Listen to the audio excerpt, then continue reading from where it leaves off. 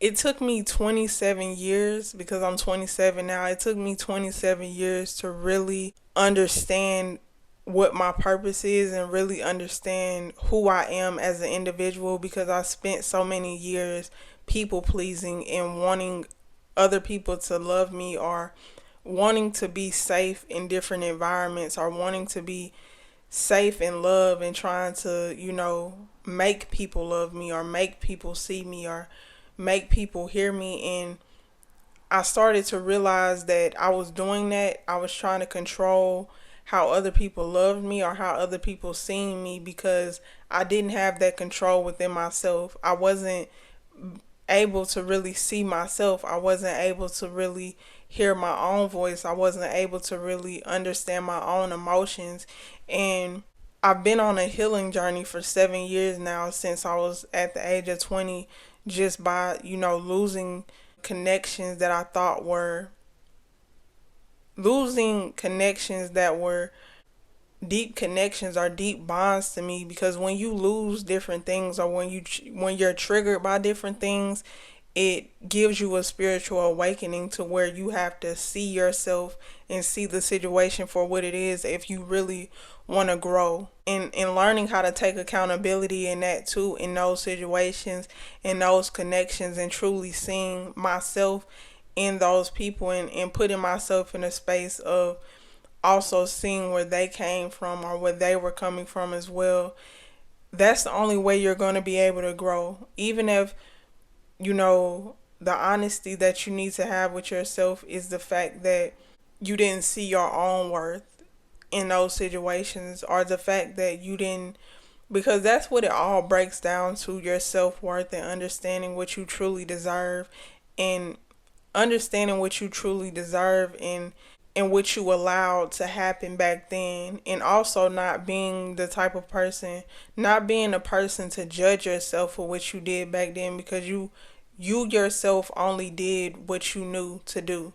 You know what I mean? And that's something that I had to learn and understand. And also understanding to forgive yourself just as you want to forgive others, and not rushing the process of forgiving others either. Just feeling your emotions and allowing that to happen naturally, because I think a lot of the times people want to rush that forgiveness because we don't want to seem bitter, or we don't want to seem, still angry, or whatever the case may be. But I think it's important to understand you have to feel your emotions, and connect to yourself, and really understand what happened in the situation to really forgive those people.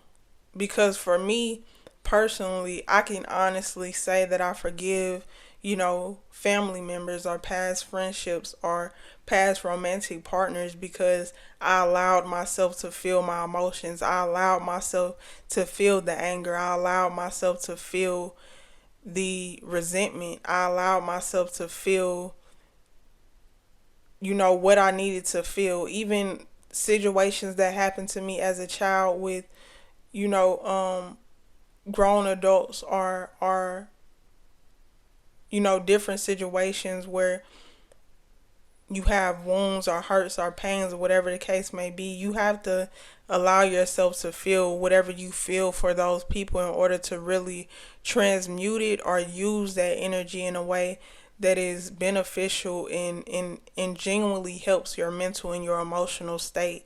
And I think that's important to understand, to not rush the process of forgiving, but genuinely allow it to happen naturally.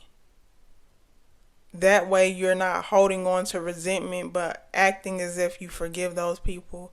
And also understanding and having the discernment within yourself, and listening to your intuition when it comes to those connections, that understanding forgiveness does not mean reconnection all the time. You can forgive somebody and love them from afar, and understand that if you accepted them back into your life, it will put you in a space where it will be something that is not healthy for your mental or your emotional state.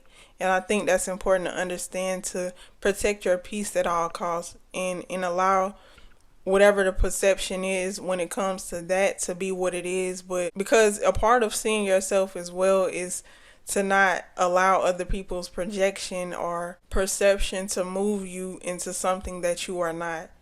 And I think that's important to understand as well, to really see yourself and connect to yourself.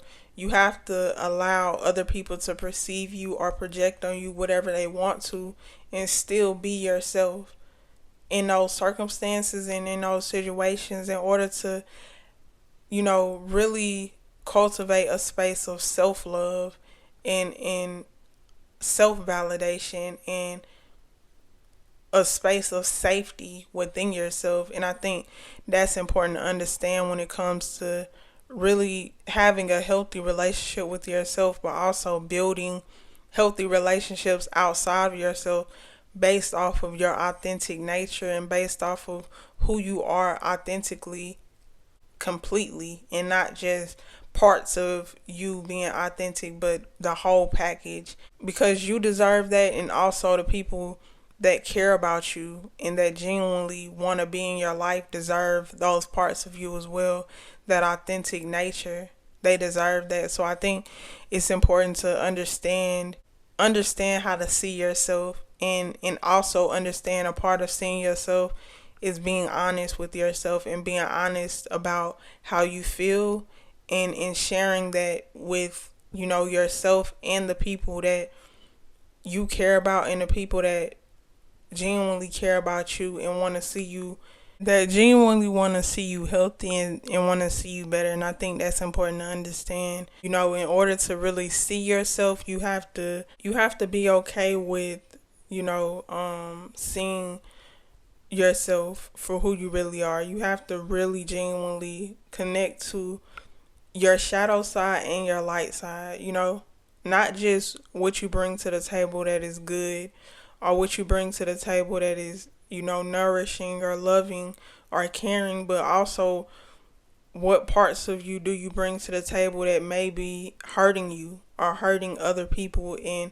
taking full accountability when it comes to that, and not trying to shy away from it in order to keep a illusion of peace, or to keep a illusion of being a good person. Because a good person is somebody, in my opinion, that takes accountability and that sees themselves, and that's able to, be honest with themselves and others on a deep level, in order to really cultivate a loving and nurturing and nourishing relationship. And I think that's important to have with yourself and others, a relationship and connection that is safe. And I think it's important to understand, in order to, be authentic with yourself and be authentic with others, and understand what your purpose is in this lifetime, you have to see yourself and you have to know yourself at the deepest level, and not try to rush the process, but build that relationship with yourself as if you are building a romantic relationship, or a friendship, or a connection with somebody else.